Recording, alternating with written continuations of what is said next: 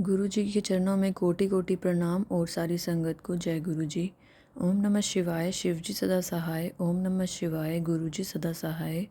चलिए संगत जी, आज का सत्संग स्टार्ट करते हैं। हम लोग जलंधर में रहे 3.5 साल। गुरु जी का कंटोनमेंट में आना जाना रहता था, दर्शन देते थे, लेकिन हमको कभी आदेश नहीं मिला। हो सकता है कि मैंने भी कोशिश नहीं करी। उसके बाद जब हम नोएडा शिफ्ट हुए रिटायरमेंट के बाद 2003 में मैंने अपना बेटा खोया, जो कि एक्सीडेंट में उसकी डेथ हुई। चार्टर्ड अकाउंटेंट था। मैं, मेरी आंटी, मेरी बिटिया बिल्कुल इस तरह हो गए थे कि अब ज़िंदगी में क्या रहा है। खैर, एक दिन मेरा नेव्यू आया मेरे से मिलने नोएडा। वो बोला कि आप एक सुल्तानपुर में एक गुरुजी हैं, उनके यहाँ क्यों नहीं गए, आप जाइए। मैं सोचता रहा, इतने गुरुओं को देखा मैंने, इतने पंडितों से मिला, तो अब क्या होगा। बहरहाल अपने छोटे भाई से बात की, उसने कहा आपको चलना है, तो वो हमको संडे के दिन एम्पायर स्टेट ले गए। जैसे हम एम्पायर स्टेट पहुँचे, गुरुजी के दर्शन किए, जब महसूस हुआ हमको कि हम बिल्कुल पागल रहे, जलंधर में गुरुजी रहे, हमको दर्शन नहीं हुए। फिर किसी अंकल ने मेरे से कहा कि उनकी आज्ञा बिना कोई इस दरबार में पाँव नहीं रख सकता। ये बात बिल्कुल ठीक है। उसके बाद गुरुजी ने हमको 3 जिंदगियाँ दी। पहली जिंदगी दी कि एक दिन हम नोएडा से 7:45 बजे चले गुरुजी के दर्शन के लिए।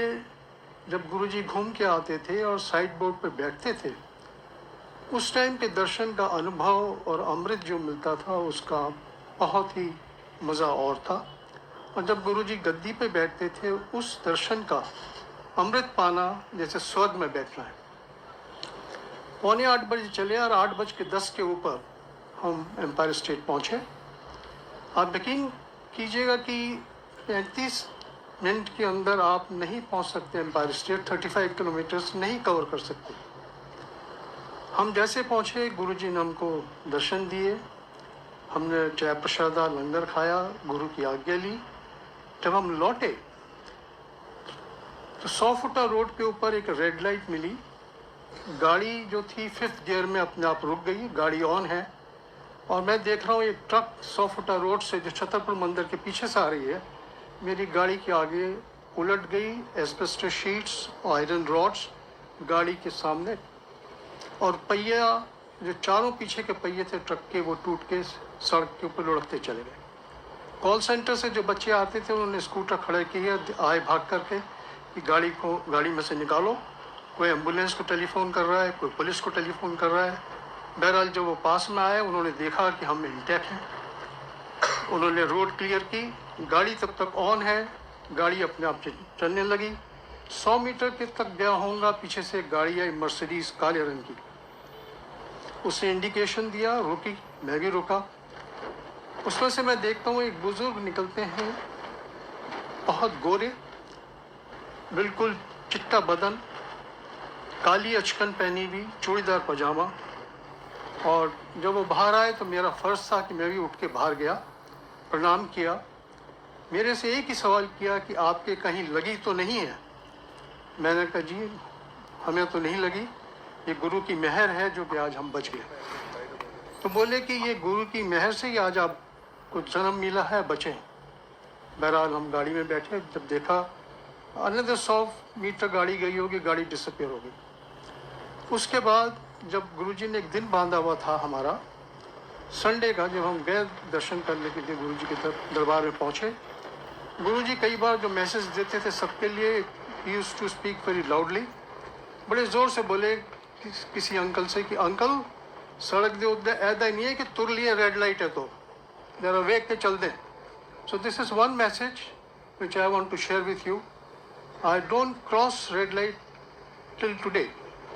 चाहे मेरे को आधा घंटा रुकना पड़े, चाहे 20 मिनट रुकना पड़े, मैं रुक जाता हूँ। दूसरी जिंदगी गुरुजी ने दी हमारी आंटी को, जिनको कि पैरालिटिक अटैक पड़ गया था 2008 में, और हाफ बॉडी पैरालिटिक थी, जो कि आंटी को भी पता नहीं था। बहरहाल जब हम कैलाश हॉस्पिटल गए, वहाँ पे डॉक्टर ने एग्जामिन किया, आंटी के उंगलियों में, पाँव में और थोड़ी सी ज़बान में थोड़ा सा था। उसके बाद जब MRI के लिए ले जा रहा था मैं, तो एक मेरे पास कॉल आया। वो मैसेज था कि माथुर अंकल, आंटी ने अटैक पै गया। ऐसा, आंटी आप तो इतनी दूर बैठी हैं, मैं यहाँ नोएडा में हूँ, हॉस्पिटल में हूँ। तो बोलती हैं आप MRI के लिए ले जा रहे हैं? हाँ। कहता कुछ नहीं, एक थोड़ा सा ब्रेन में क्लॉट निकलेगा। और गुरुजी ने बताया था 1 हफ्ते पहले आंटी को सोते हुए हाफ बॉडी पैरालिटिक अटैक हो गया था, जिसको उन्होंने बिल्कुल माइल्ड कर दिया। उसके बाद आंटी 6 दिन रही, बाहर आ गई और अभी आंटी बिल्कुल ठीक है, स्वस्थ हैं, अपना काम अपने आप करती हैं। और जब गुरुजी के पास हम दर्शन करने जाते हैं, और गुरुजी ने जब 2007 में चोला छोड़ा, तो हम सोचते थे कि अब क्या है हमारी ज़िंदगी। गुरुजी ने ये बताया कि मैं हमेशा आप लोगों के साथ हूँ, आपके साथ रहूँगा, आप हमारे साथ रहिए, लेकिन जो मैं मुझको मानिए, आप मांगे मत, मनो मैनू मंगो मत। एक दिन गुरुजी से बात हो रही थी, तो गुरुजी ने मेरे से यही कहा कि मंगदे नहीं है तो पुछदे नहीं।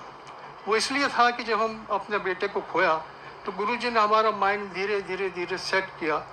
गुरुजी चाहते तो वो 2 घंटे में हमको सेट कर देते, लेकिन गुरुजी की जो कृपा रही असीम, धीरे धीरे सेट किया। वो किसी वजह से सेट किया होगा कि एकदम सेट करने में कुछ हमारा नुकसान होगा, और धीरे धीरे करने में गुरुजी ने हमारा कल्याण जो किया, उसका हमको कोई एहसास नहीं हुआ, लेकिन अब एहसास होता है, क्योंकि गुरु जो है माँ समाधि ले गए।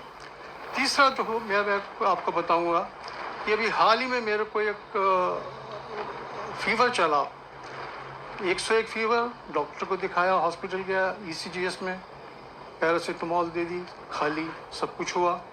शाम को जब मैं BBC न्यूज़ सुन रहा था करीबन 8 बजे, मेरे को इतनी ज़ोर से शिवरिंग हुई कि मैं शेक डांस कर रहा था। इस शेक डांस में मेरी बिटिया ने मुझे पकड़ा, मेरी आंटी ने पकड़ा, पड़ोस से बुलाया, उन्होंने पकड़ा, लेकिन ये खुद जिन्होंने मेरे को पकड़ रखा था वो भी शेक डांस कर रहे थे। खैर मेरे को नीचे ले गए, गाड़ी में बिठाया। मैं मुश्किल से DPS एक जगह है, DPS स्कूल है, करीबन आधा किलोमीटर, वहाँ तक पहुँचते पहुँचते मेरा जो सांस थी वो बंद हो रही थी। मैं गुरु का अरदास कर रहा था। गुरु जी से मैंने एक ही अरदास की, गुरु जी या तो आप मेरे को ज़िंदगी दें या आप मेरी ज़िंदगी लें। अगर आप चाहते हैं जिसमें मेरी भलाई है वो आप करें, मैं आपके चरणों में हूँ, जो कुछ करना चाहते हैं आप करें।